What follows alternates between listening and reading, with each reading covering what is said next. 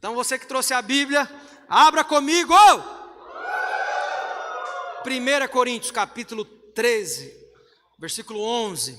Nós estamos dentro de uma série chamada Maturidade. Maturidade, amém? Já tem acho que umas 3 ou 4 semanas que nós estamos falando sobre isso. Tivemos várias mensagens a respeito disso e Deus tem falado profundamente conosco sobre isso. É um tempo de maturidade. Por que a maturidade é tão importante? Porque a maturidade dá acesso à herança, amém? É a maturidade que vai dar acesso àquilo que já é seu. Deus te prometeu muita coisa, mas não é porque Ele prometeu que você pode usar, que deixa você usar aquilo que Deus já te deu, é algo chamado maturidade. Então, eu acho que é importante a gente entender sobre isso. É importante a gente se posicionar em maturidade, se é a maturidade que vai nos dar acesso àquilo que já nos pertence. Amém? E eu quero falar hoje, dentro da série Maturidade, sobre 5 sinais de imaturidade cristã. Amém? 5 sinais de imaturidade cristã. Líderes de GC, anotem a mensagem em nome de Jesus. Diz assim, 1 Coríntios 13, 11. Quando eu era um menino, falava como menino, sentia como menino, pensava como menino. Quando cheguei a ser homem, desisti das coisas de menino.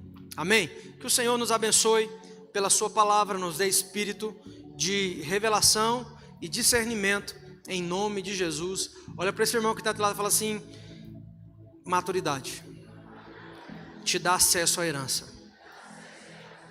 Se a maturidade que me dá acesso à herança, então eu acho que é interessante a gente saber quais são os sinais de imaturidade. Quais são os sinais de imaturidade cristã? Quais atitudes uma pessoa tem que revela imaturidade? E eu acredito que talvez a 4ª atitude você vai ficar chocado. Parecendo aqueles vídeos da internet, né? 5 coisas, não sei o quê. A 3ª vai te deixar assombrado. Mas vai ser mais ou menos isso.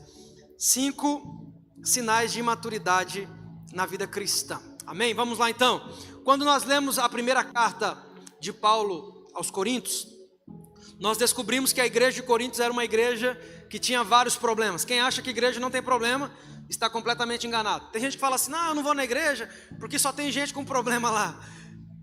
Olha aqui para mim, deixa eu te falar um negócio. Tem um monte de gente com problema no hospital, e quando você fica doente, você vai aonde, irmão? Ah, não, no hospital está cheio de gente doente, eu vou no veterinário. Não, irmão, você não faz isso. Você vai no hospital, sim ou não? Me ajuda aí, Valso. Sim ou não? Ah, tem um monte de gente com problema na igreja, por isso que eu não vou. Tem um monte de gente com problema lá no seu trabalho. Você deixa de ir trabalhar por causa disso? Me ajuda aí, Valso, sim ou não?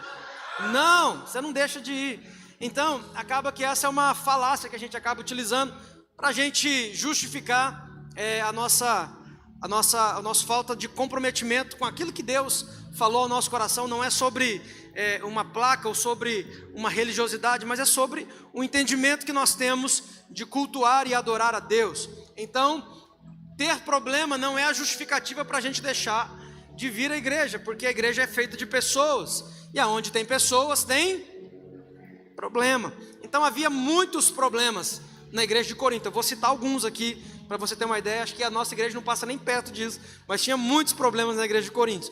Havia divisões, grupos, separados. Eu sou de Paulo, eu sou de Paulo, eu sou de Apolo, eu sou de Cristo. Vários grupos. Havia divisões, havia imoralidade sexual pesada, havia idolatria, havia arrogância, problemas de relacionamento entre irmãos, irmãos processando irmãos da própria igreja, levando eles a tribunal. Até na ceia havia problema. A ceia que domingo passado nós ceamos, foi uma bênção, cada um pega a sua ceia e vai cear. Naquele tempo cada um levava de casa a sua ceia. E na igreja de Corinto os ricos se juntavam porque eles traziam coisas melhores. As pessoas mais simples, por conta da condição, traziam coisas mais simples. Então havia uma divisão. Os ricos ficavam só com os ricos porque a comida deles era melhor, a bebida deles era melhor, e os pobres ficavam com os pobres. Havia uma divisão até mesmo na hora da ceia na igreja de Corinto. Quem está me entendendo aí diz amém. Havia problemas espirituais. A igreja de Corinto era uma igreja imatura e carnal. Paulo fala isso no capítulo 3 de 1 Coríntios. Paulo diz que os crentes eram carnais e imaturos.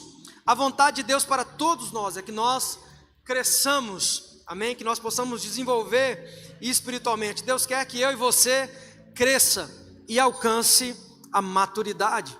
Mas será que nós, cristãos da atualidade, será que nós não temos também algumas atitudes ou ações de imaturidade?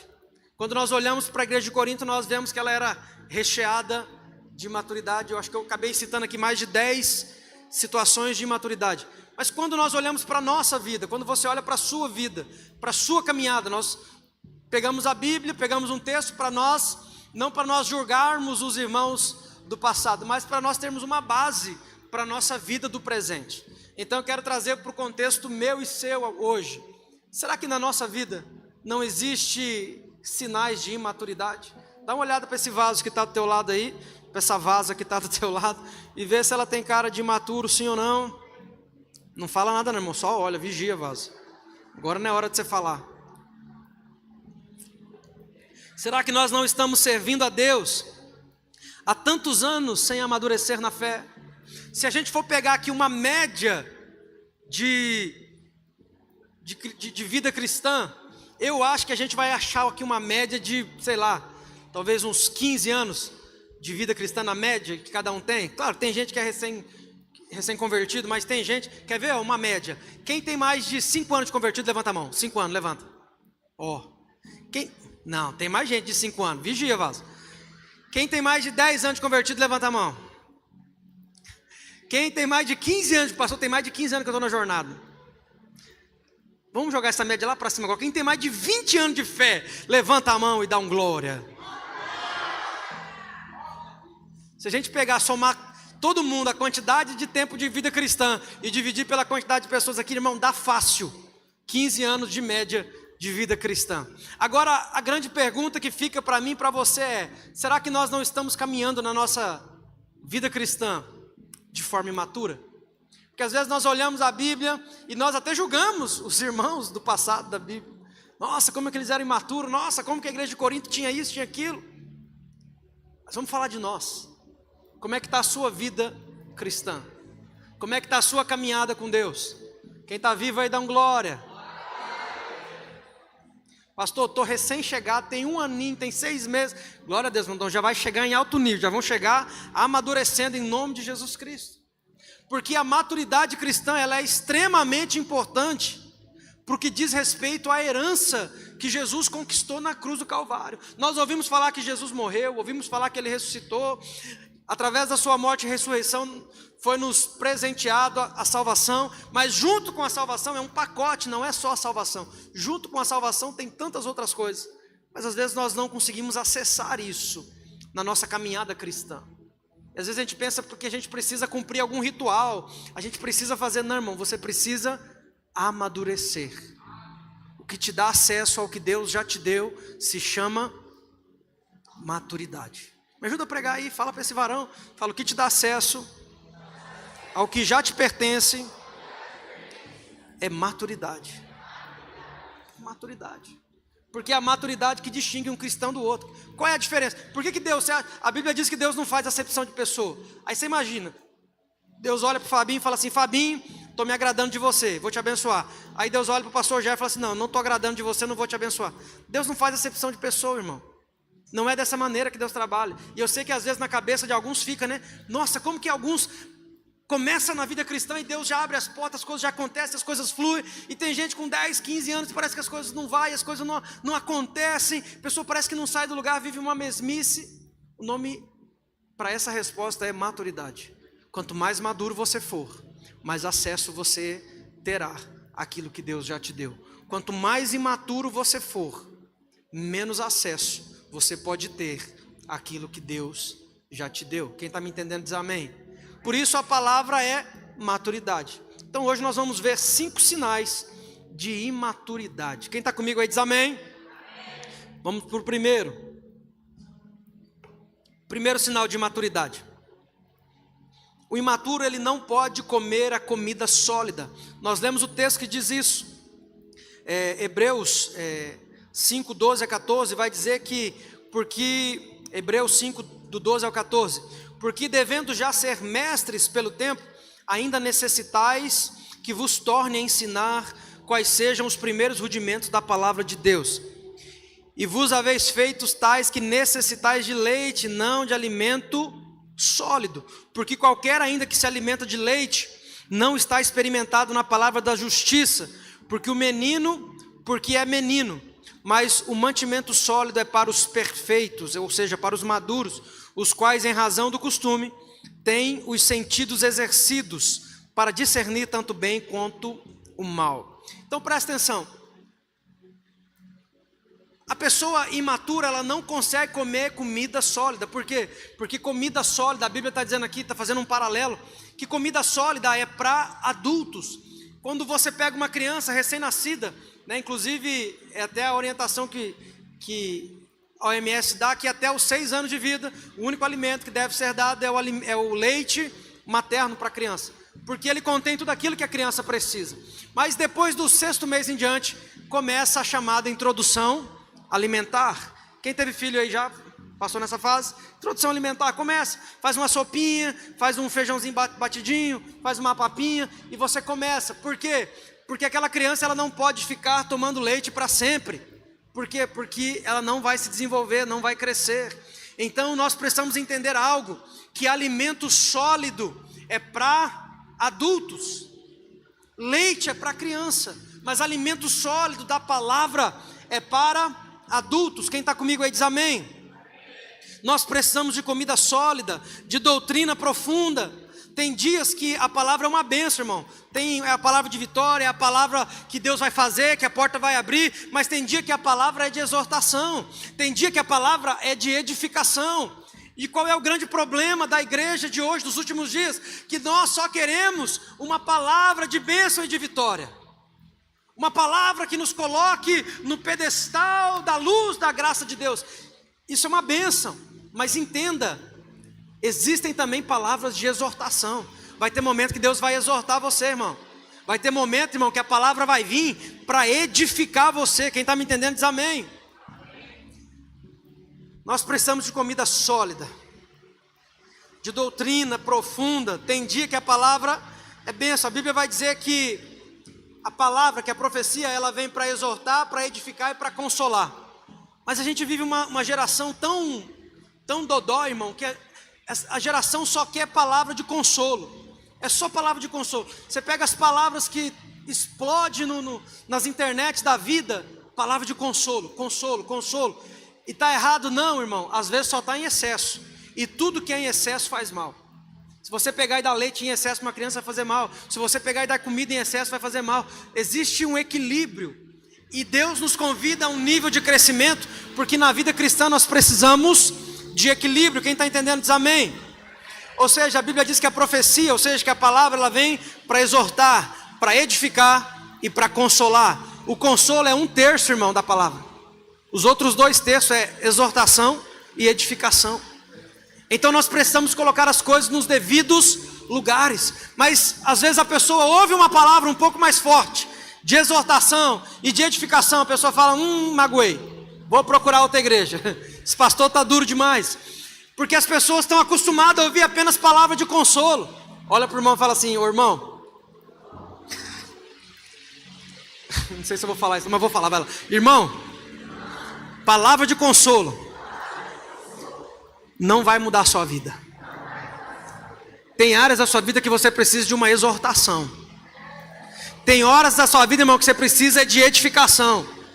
Tem horas, irmão, que a pessoa já está lá na UTI, ela precisa de um choque, de um desfibrilador no peito e dá um susto nela e um choque anafilático. Ela levanta e fala, eu vou voltar a viver. Quem está entendendo aí diz amém. Porque não dá, irmão, para a gente sustentar um povo com palavra de consolo o tempo inteiro. Quem está me entendendo? Amém? Precisa de exortar. Olha para o irmão e fala assim, ó, precisa exortar. Não, bonitão, precisa exortar, precisa edificar. Por quê, pastor? Porque senão nós vamos ficar infantis para sempre, irmão. Nós não podemos. A nossa caminhada com Deus e trajetória com Deus precisa nos apontar para um lugar de maturidade. Tem dia que tem consolo? Tem. E nesse dia a gente chora, abraça e volta embora dizendo, ai, que culto maravilhoso. E tem dia que vai ter exortação, a gente vai embora e fala, nunca mais eu piso naquela igreja. Mas daí no outro domingo você volta de novo e Deus fala com você de novo. E vai falando, e vai falando, e vai falando. E dessa maneira nós vamos crescendo, sendo exortado, edificado e consolado. O problema é quando é uma coisa só. Você daria conta de comer um tipo de comida só pro resto da vida, irmão? Nem cachorro come, irmão. De vez em quando tem que trocar a ração dos bichinhos, sim ou não? Para dar uma mudada. Não tem como você comer um tipo de comida o tempo inteiro. Não tem como você viver só de consolo. Tem dia que você precisa tem dia que a ovelha precisa dar uma alisada na lã dela. Mas tem dia, irmão, que precisa... O pastor corre atrás dela, quebra a perna dela e traz ela de volta para o pasto. Quem está entendendo diz amém. Pode ficar tranquilo que não é literal, tá, irmão? É só uma força de expressão. Uma criancinha, imagina lá, tá começando a introdução alimentar, a mãe vai lá e faz batatinha amassada, né, com feijãozinho, uma delícia, né? Agora imagina, o camarada tem 25 anos, irmão. Aí ele chega em casa, mãe, faz uma batatinha amassada com feijão para mim. Tem algum problema, sim ou não? Então existem fases da vida que uma batatinha amassada com feijão, tá tudo bem, faz parte, é o princípio da caminhada cristã. Vai precisar de um pouco de paciência. É natural criança ser imatura, amém? Criança ser imatura não tem problema nenhum. Agora adulto ser imaturo aí que não dá. Então, irmão, é natural. Para quem está começando a caminhada, começando a trajetória, está tudo certo. O problema, irmão, é a gente que já está um pouquinho mais avançado no negócio. Espera-se de nós um nível de maturidade. Quem está entendendo diz amém. Hebreus 5,14, mas o alimento sólido é para os adultos. Segundo sinal de imaturidade. Vocês estão me ouvindo bem? O pessoal lá do fundão está ouvindo? Amém, então vamos seguir. Segundo sinal de imaturidade. Crente que se ofende com facilidade. Vocês querem mesmo que continue ou a gente já termina e vai embora? O que vocês acham? Então tá bom, se vocês pararem de vir para a igreja por causa disso, eu vou ficar chateado com vocês. Vamos lá, segundo sinal de imaturidade. Crente que se ofende com facilidade. Isso é um sinal de maturidade absurdo, irmão. Crente que qualquer coisinha se ofende. Parece o crente casca de ovo. Você tem que todo cuidado, porque se você bater um pouquinho mais forte, quebra. Fala pro irmão, fala assim, aí não dá, vaso. Aí não tem condição. Pastor pregou um pouquinho mais duro, eu vou trocar de igreja. Nossa, essa igreja está muito dura. Nossa, o evangelho não é assim não. Porque o evangelho é amor, tem que amar. Calma, vaso. A Bíblia diz que Deus é amor, é uma maravilha, amém? Mas tem uma outra parte do versículo. Não fala só o pedaço que te cabe não, fala tudo. Ele também é fogo consumidor. Então tem que ter um equilíbrio. E esse equilíbrio fala de maturidade. Quem está me entendendo aí diz amém. Crente que se ofende com facilidade. Parece casca de ovo, qualquer coisinha está quebrando, está quebrado. Se ele não é bajulado ou se o pastor traz uma palavra um pouco mais dura, ele se ofende. Fica de cara feia, que ninguém faz isso, graças a Deus. Fica de cara feia, quer sair da igreja. Se alguém passa perto dele num cumprimento, fica ofendido. O apóstolo Paulo sabia disso, ele falou lá em Gálatas 1,10, olha, Gálatas 1,10, porventura, procuro eu agora o favor dos homens ou o favor de Deus? Ou procuro agradar a homens? Se agradasse ainda a homens, não seria servo de Cristo. Irmão, às vezes o irmão passou e não te cumprimentou porque ele passou pensando em outra coisa. É porque às vezes a gente se dá uma importância para a gente, sim ou não? Nossa, a pessoa passou e não me cumprimentou. A gente acha que a gente é tão importante assim, que a pessoa passou e não quis. Calma, irmão, às vezes o irmão só estava com a cabeça em outro lugar. Às vezes ele estava fazendo outra coisa, às vezes ele estava passando para ir fazer alguma coisa, pegar alguma coisa, focado. Passou e não te viu. Não é que ele tem algum problema com você, ou porque ele não quer falar com você, né? Se acalma, se contenha. Crente que tem maturidade não deve ofender-se com facilidade. Criança é que fica emburrada por qualquer coisinha. Você já viu criança, rodinha de criança? Tá as 4, 5 crianças brincando, daqui a pouquinho uma emburra e vai pro canto. Não quero mais brincar. O que foi? Porque o outro pegou o brinquedo. É porque o outro derrubou a casinha. É porque o outro fez... Criança que faz isso, irmão. Você está entendendo que existem alguns comportamentos que para criança é tranquilo. Não dá para você trazer para os adultos. Adulto emburrando por qualquer coisa, irmão. Não tem condição. Nós precisamos ser uma igreja madura, uma igreja que está caminhando em direção à volta de Cristo Jesus. Eu não consigo entender, enxergar Jesus vindo buscar uma igreja mimada, que não pode fazer nada, não pode bater, não pode isso, não pode aquilo, que ai, tô dodói, não tem como, irmão. Jesus vem buscar uma noiva madura, não uma menina. Jesus vem buscar uma noiva madura. Quem está me entendendo diz amém. É tanta coisinha, né? Fica ofendido e tal. Aí a irmã vai, ai pastor, fiquei ofendido porque o diácono chamou a atenção do meu bebê. O que aconteceu, irmão? Não, meu bebê, pastor, ele estava correndo na igreja, o diácono chamou a atenção. Que idade tem seu bebê, irmã? 12 anos, pastor, meu bebê aqui.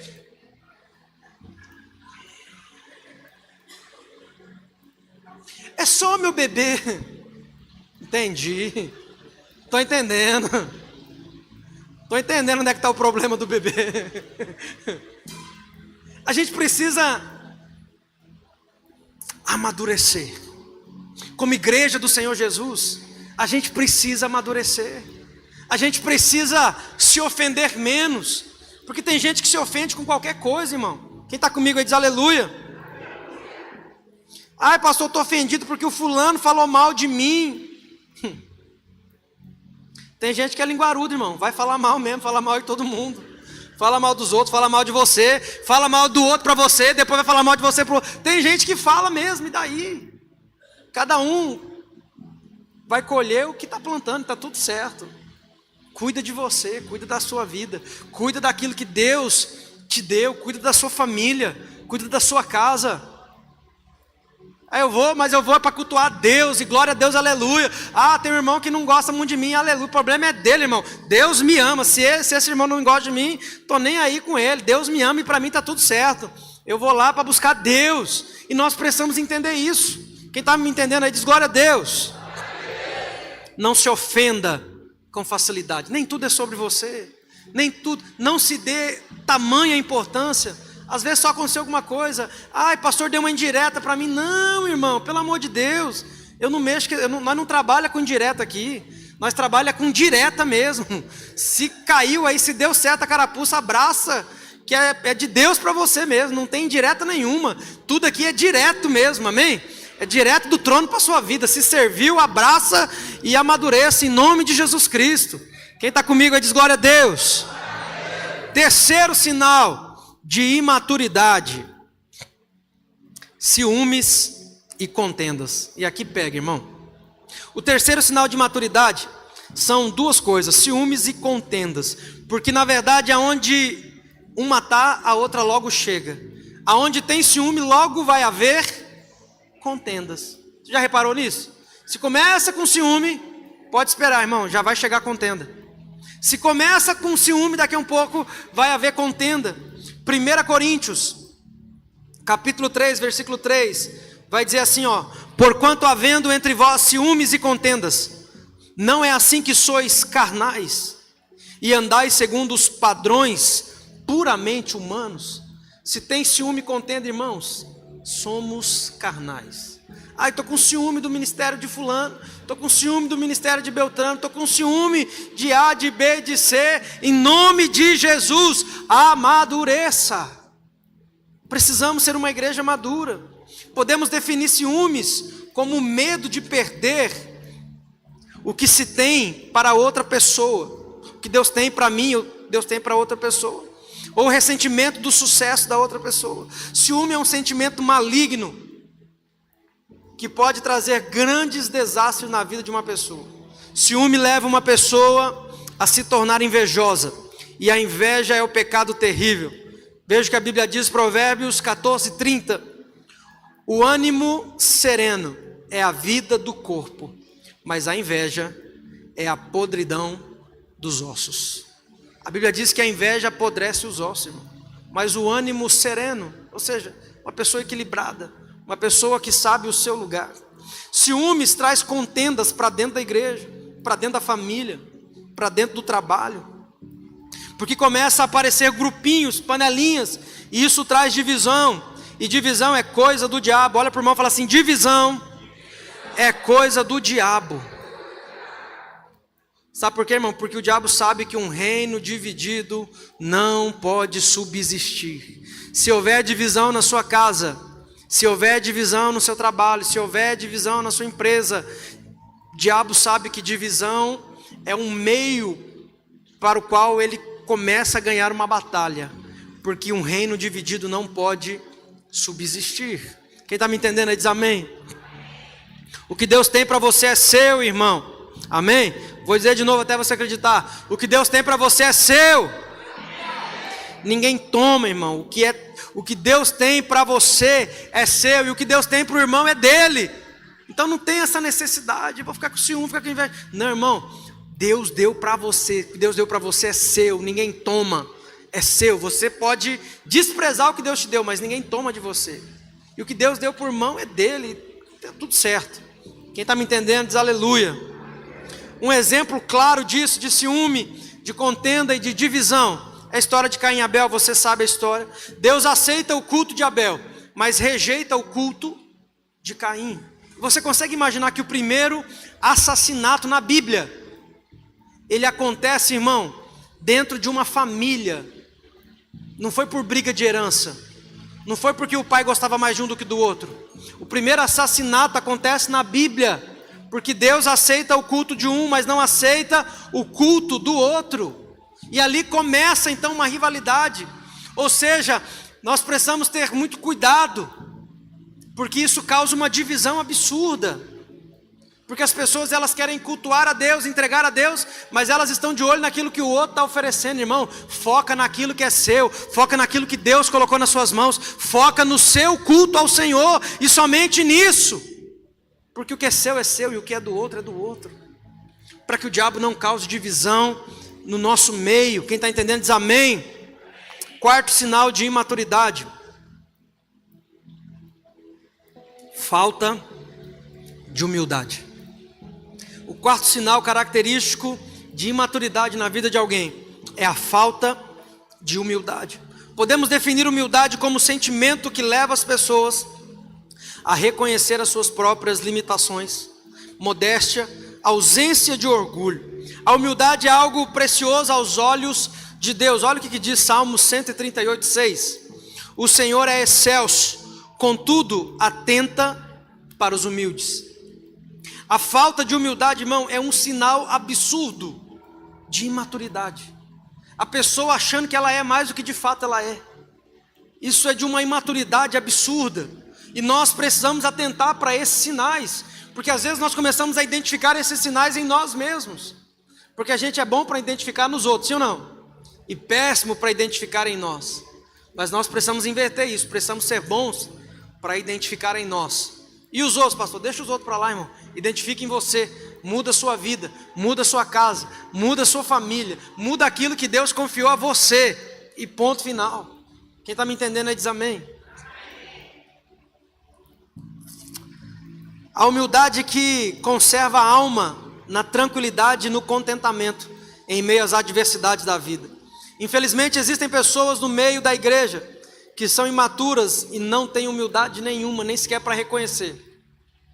O maior exemplo de humildade, irmão, foi dado por Jesus Cristo. Na ceia, a Bíblia diz que ele despiu a sua roupa e ele coloca uma túnica, uma toalha em volta da cintura, e ele começa a lavar os pés dos apóstolos. Mas a tarefa de lavar os pés era uma tarefa muito indigna, que geralmente era feita pelo servo menor da casa. Era a menor pessoa da casa que era escolhida para aquela tarefa. Se a casa tinha um pouco mais de condições, eles contratavam uma pessoa para fazer isso. Mas era uma tarefa muito ruim. Naquele tempo não havia pavimentação, então as estradas todas de terra, as sandálias de couro. Imagina, você andando grandes distâncias com o pé dentro do couro, suor, lama. Você imagina, depois de um dia de caminhada, irmão, o que virava? Aí chegava lá a pessoa, tirava o pé para lavar. Teve a ceia, não tinha ninguém. Jesus não estabeleceu uma pessoa, você vai cuidar de lavar os pés dos seus irmãos. Ele não estabeleceu ninguém, mas Jesus esperava que algum dos discípulos, com uma visão madura, servisse os seus irmãos. Mas nenhum dos discípulos fez aquilo. Aí a Bíblia diz que Jesus para a ceia no meio, coloca uma toalha em volta da cintura, pega a bacia e começa a lavar os pés dos discípulos. O que Jesus estava ensinando? Olha, vocês precisam entender que o maior é aquele que serve. Uma atitude de maturidade, de alguém maduro, crescido, é que ele se preocupa em servir os seus irmãos. Deixa eu te perguntar um negócio, irmão. Como está a sua vida de serviço ao próximo? Porque maturidade é também sobre servir pessoas. Você está servindo pessoas, irmão? Ô vaso, tem alguém aí? Oh, aleluia, tá aí, gente? Achei que você tinha ido embora. Como é que está a sua vida de servir pessoas? Você tira um tempo do seu dia para servir pessoas? Você tira um tempo do seu dia ou da sua semana para servir, para fazer algo por alguém que não possa te pagar? Porque às vezes a gente até serve quando a pessoa vai pagar a gente, sim ou não? A gente vai lá e serve. Mas irmão, existe uma graça em você servir quem não pode te pagar, quem não pode fazer nada por você. E nós precisamos entender isso. Maturidade fala sobre servir pessoas. Eu falei aqui em algum desses domingos que antigamente as famílias tinham muitos filhos, né? E naquele tempo era bom, porque quanto mais filhos, mais mão de obra para a roça, né? Porque as famílias eram todas, basicamente a maioria delas, todas trabalhavam com roça. Então quanto mais filho, mais mão de obra. E os filhos mais velhos começavam a ajudar os pais a criar, a cuidar, a dar comida, a dar banho, a trocar de roupa dos filhos mais novos. Isso é uma realidade que precisa ser estabelecida dentro de nós, irmãos. Quando Caim mata Abel, a Bíblia diz que Deus vai até Caim e pergunta para Caim assim: aonde está o seu irmão? É a primeira coisa que Deus pergunta. Porque muito mais preocupado com o culto que Caim estava prestando, Deus estava preocupado, o que é que você fez com seu irmão? Onde é que ele está? Por que ele não está aqui? E às vezes essa pergunta nós deveríamos fazer para nós mesmos. Aonde estão os meus irmãos? Aonde estão as pessoas? Aonde estão os meus amigos? Aonde estão as pessoas que eu deveria estar influenciando com a palavra da verdade, estar influenciando com o evangelho? Aonde estão as pessoas que eu deveria estar influenciando? Porque é uma atitude de maturidade eu me preocupar com o próximo. Quem está me entendendo diz amém. Jesus lava os pés dos discípulos e com isso nos dá uma lição de humildade, de maturidade, porque maturidade anda junto com a humildade. Anota isso aí, maturidade e humildade andam lado a lado. Não tem como você exercer uma sem exercer outra. Jesus também nos dá uma lição extraordinária de humildade em Filipenses 2, do 5 a 11, quando a Bíblia diz que ele se esvazia de toda a sua glória. E ele vem para cumprir a vontade de Deus. E para cumprir a vontade de Deus, ele precisa tomar a forma humana. E como homem, ele se entrega em uma cruz e ele obedece até o último momento. E tem um versículo lindo que eu vejo em Hebreus, eu não coloquei ele aqui na mensagem, mas ele é extraordinário, que diz assim, que Jesus aprendeu a obediência através daquilo que ele padeceu. Tem gente que acha que Jesus já veio pronto. Não, irmão, Jesus foi aprendendo assim como eu e você. Ele cresceu, ele era uma criança, ele passou por todos os processos assim como eu e você. E a Bíblia diz que ele aprendeu a obedecer. Se até Jesus teve que aprender a obedecer, irmão, por que a gente acha que a gente não vai precisar? Olha para esse vaso aí, pergunta se até Jesus obedeceu o vaso. Quem é você na fila do pão para não querer? Ah, você tem a revelação zona da vez, que você dá conta de fazer sem Deus, sozinho, você é o bichão da goiaba. Se Jesus, o Filho de Deus, Deus não abriu mão, teve que obedecer, teve que passar, teve que viver. Isso deveria ensinar eu e você, irmãos, que existe um caminho para a maturidade. O pastor Fábio falou domingo passado de forma extraordinária. A maturidade passa pelo caminho da obediência. Não existe maturidade sem uma vida de obediência. É impossível eu ser um cristão maduro que não obedece a Deus e a sua palavra, Quem está me entendendo aí diz glória a Deus. Quinto e último sinal de imaturidade: trocar o propósito eterno por prazeres momentâneos. Esse é um sinal de imaturidade terrível. Pessoas que trocam aquilo que é eterno por prazeres momentâneos. O crente maturo vive trocando coisas valiosas por coisas importantes no momento, mas nem tudo que é importante no momento é de fato essencial para a sua vida. Nem tudo que é importante no momento, de fato, é essencial para a sua existência. O crente maturo vive sendo governado por seus instintos mais básicos. Em Gênesis 25, 34, vai dizer assim, a história de Esaú e Jacó, você conhece. Esaú vende o direito de primogenitura por um prato de lentilha. Diz assim, Gênesis 25, 34. Então Jacó serviu a Esaú pão com ensopado de lentilhas. Ele comeu e bebeu, levantou-se e se foi. Assim, Esaú desprezou o seu direito de filho mais velho.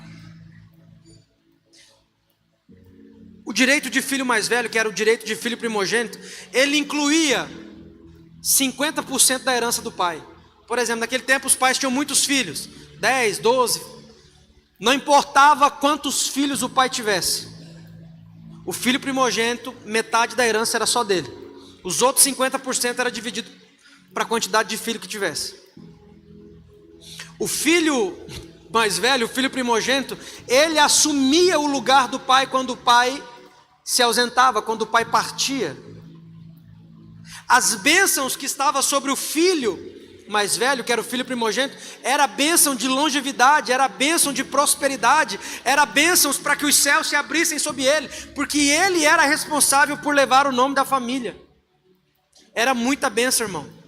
E a Bíblia diz que Esaú vendeu o direito de primogenitura por um prato de lentilha. Alguém já comeu lentilha aqui na virada de ano? Confessa aí o pecado e deixa para ser. Lentilha no final do ano o pessoal come bastante, né? Lentilha.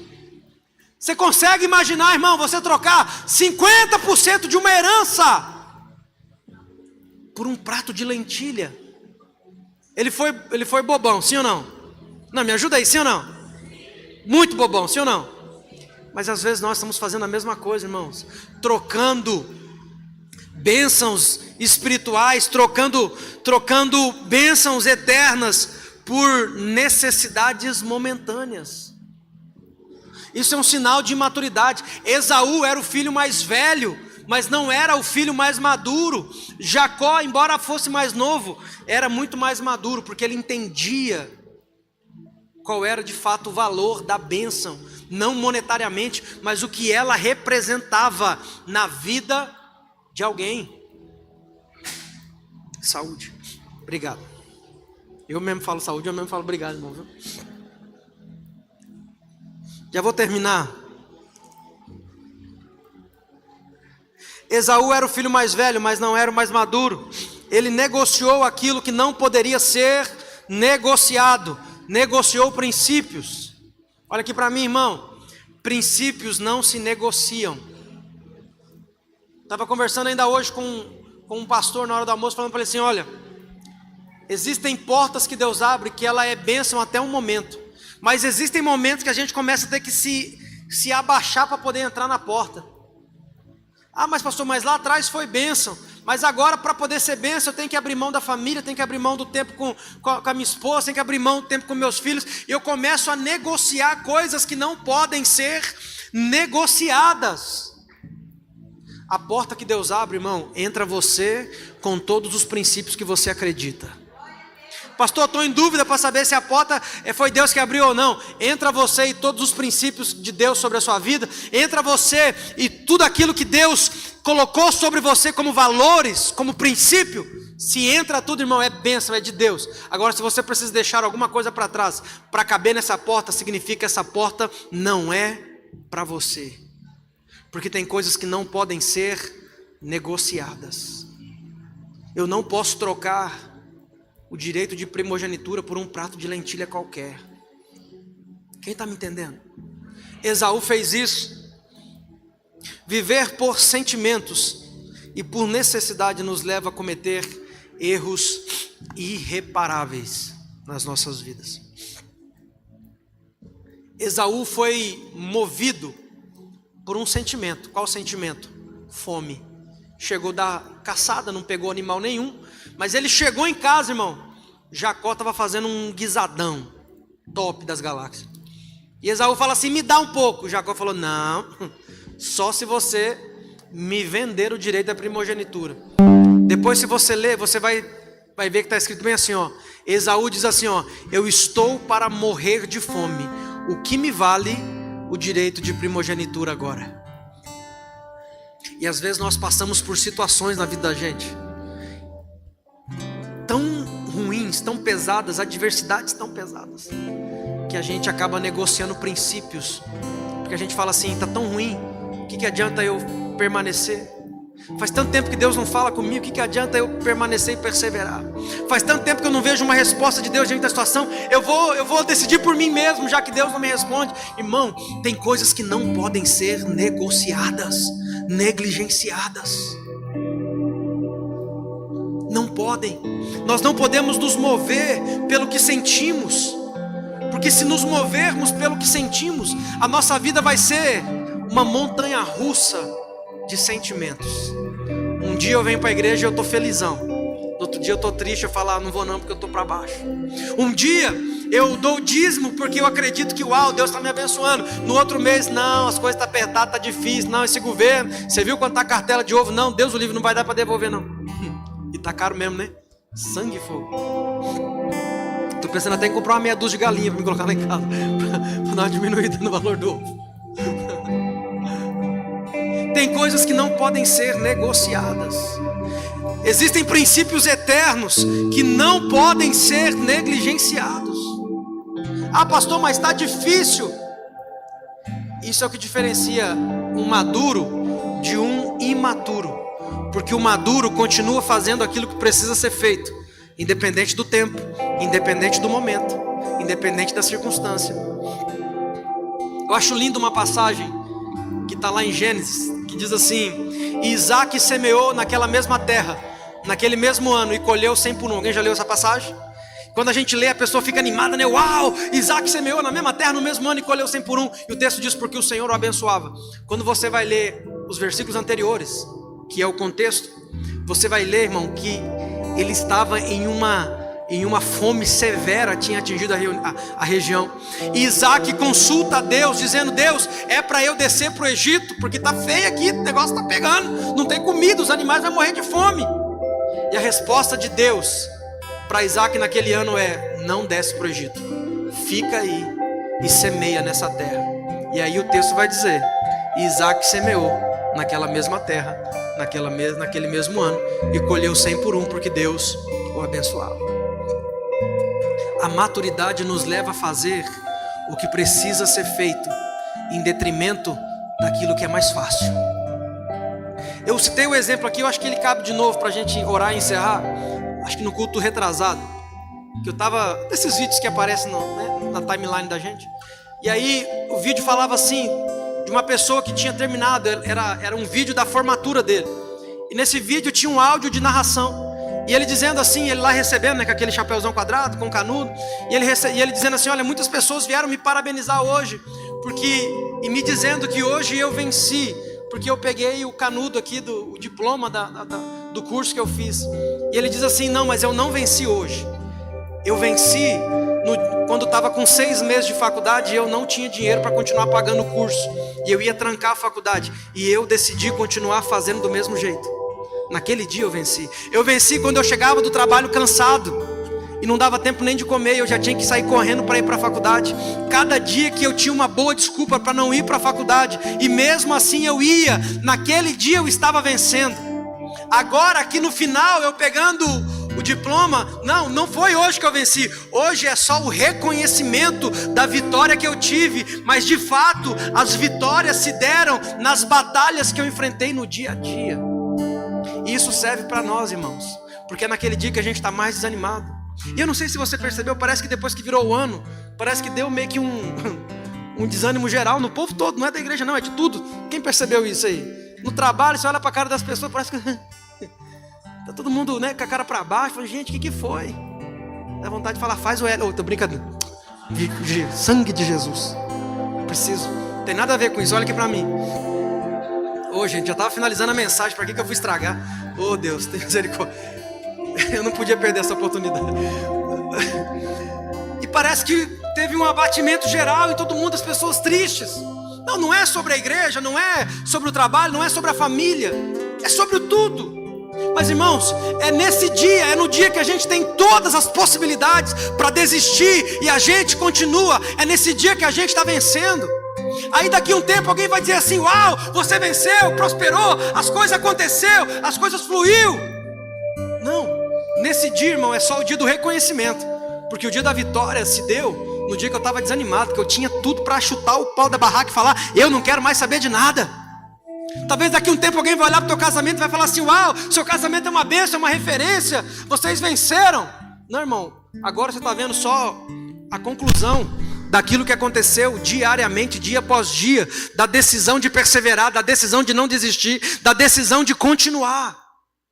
Eu não sei, irmão, o que tem te afligido, o que tem te levado a tentar desistir. Mas uma coisa eu sei, irmão, você pode perseverar em Deus. Porque deixa eu te falar, vou falar só para você, para a gente não espalhar. É isso que pessoas maduras fazem. Continuam fazendo, mesmo quando elas não têm vontade de fazer. Eu vou ter que ir na igreja de novo. Não, parece que eu estou tão cansado. Deixa eu dizer um negócio, você nunca vai se arrepender, irmão, de vir um dia para a igreja. Pastor, mas eu estava cansado. E você chega aqui, irmão, Deus te renova, Deus te toca, Deus usa um louvor, toca você, você é movido, você é exposto a um ambiente profético, você é tocado e você sai daqui dizendo, glória a Deus, ainda bem que eu vim. Você nunca vai se arrepender. Às vezes você naquele dia cansado, chegou cansado do trabalho, você fala, eu vou matar o GC hoje, eu não vou, estou cansado. Aí você vai e fala, não, eu vou. Aí você vai, irmão, você encontra pessoas e alguém te dá um sorriso, te dá um abraço, ora por você, ora contigo, você ora por alguém e você sai daquele lugar fortalecido. O que é isso, irmão? É não desistir, é não parar diante das adversidades. Razões para parar e para desistir, irmão, se nós fôssemos listar, teríamos muitas. Falei para pastor esses dias, falei, até eu tô com vontade de mudar de igreja. Não tem aquele dia, irmão, que você fala, nós tiramos umas férias no final do ano, irmão, mas deu tanto problema nesse começo de ano assim. Não é que teve uns 3 problemas, né? De gente, de relacionamento, de pessoas, e é difícil demais de lidar, irmão. É uma sobrecarga que você não faz ideia. Porque numa empresa a pessoa está dando trabalho, você fala assim, está demitido, vai no RH, faz o acerto, RH contrata outra. É assim ou não é? No reino de Deus nós não podemos fazer isso, irmão. Até dá vontade, mas não pode, não tem como. Aí você tem que lidar, e você está vendo que é só imaturidade.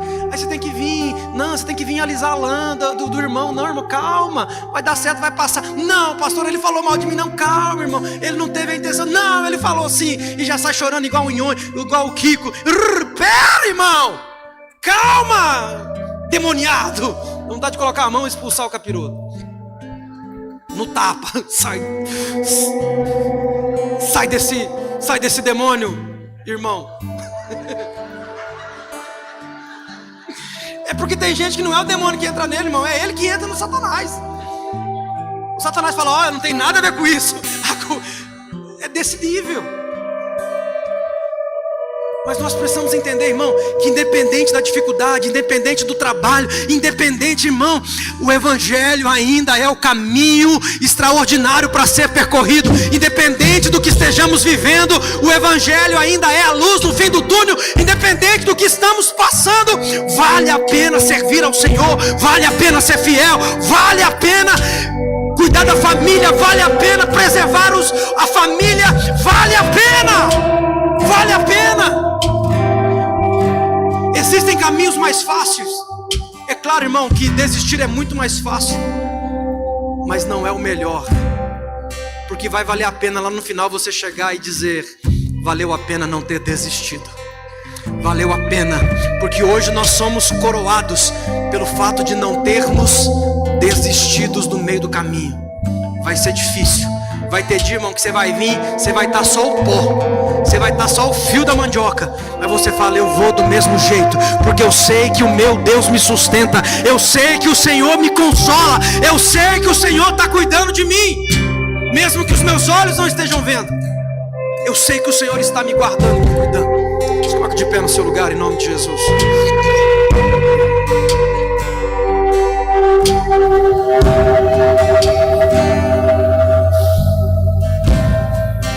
E os anjos clamam. Feche seus olhos.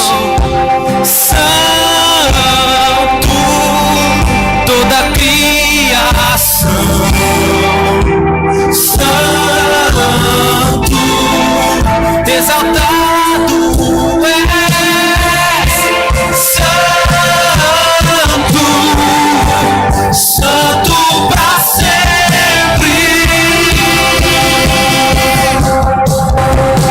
O teu povo canta santo, sim ao Rei dos Reis.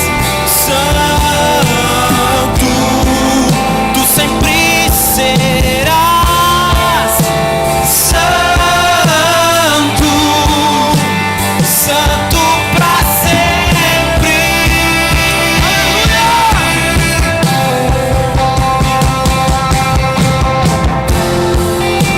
Santo, toda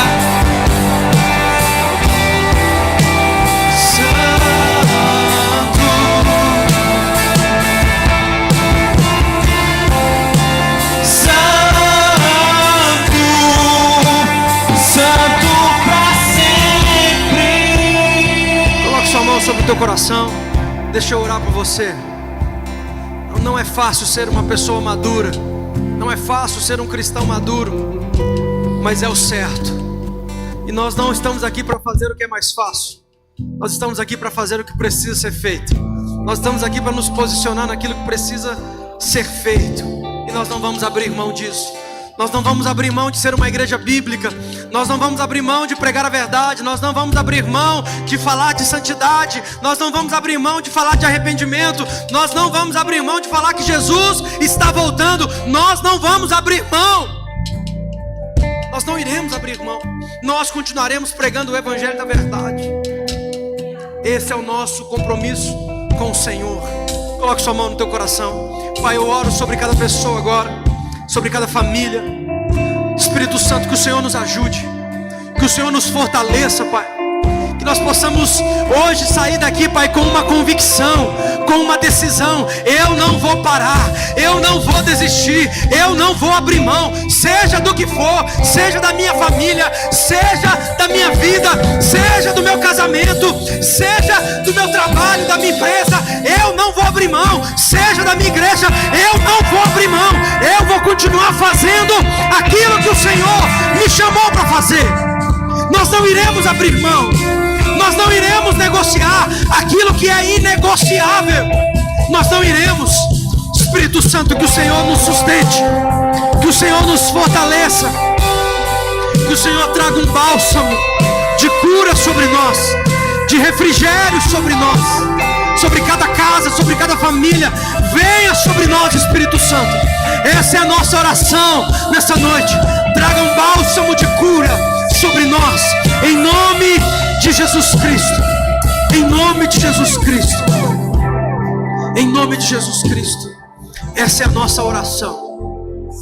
Traga um bálsamo de cura sobre a tua igreja, sobre as famílias, sobre cada coração, em nome de Jesus Cristo, em nome de Jesus Cristo, em nome de Jesus. Diga amém. Diga: eu recebo essa palavra, em nome de Jesus Cristo. Amém, querido? Olha para a pessoa que está do teu lado, cumprimente ela, fala assim: Deus te sustenta. Diga para essa pessoa: Deus aumenta o seu nível de maturidade hoje, em nome de Jesus, em nome de Jesus. Amém? Vamos orar para nós encerrarmos, lembrando do açaí lá fora. Amém?